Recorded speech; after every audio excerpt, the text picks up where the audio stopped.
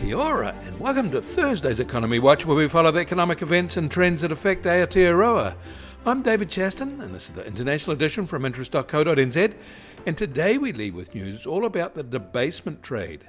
Trump debasing US public policy, resulting in a rush to gold, a jump back up in US Treasury yields, and a fall in the greenback. Equities and cryptos are falling. In the US overnight, there was another good rise in mortgage applications, largely on the back of a rush of refinance activity as 30-year mortgage rates eased. However, December data for pending home sales took an unusually large dip from November to be 3% lower than year-ago levels. In Canada, producer prices actually fell in December, unexpected because a small rise was anticipated. That puts them 4.9% higher than year-ago levels, the slowest rise since August.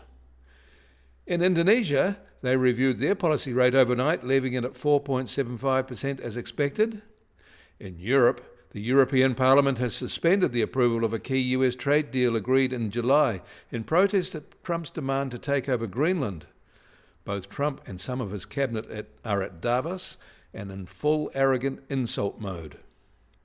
In Australia, the Westpac Melbourne Institute leading economic index inched up 0.1% in December from November to 0.42%, following a no change in the previous month.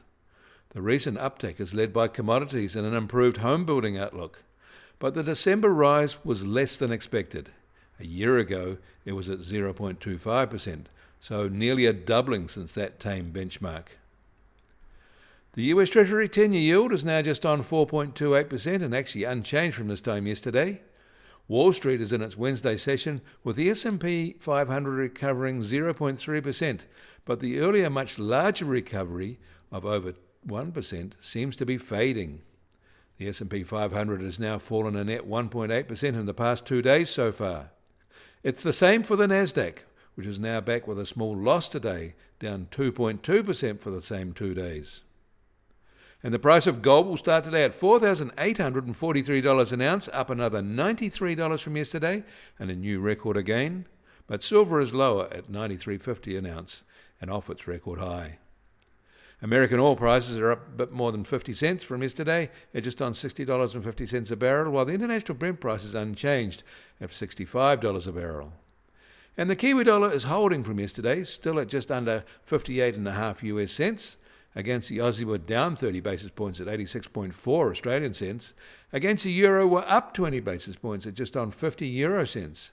That all means our trade-weighted index starts today at just on 62.5, unchanged from yesterday and still its highest since early October.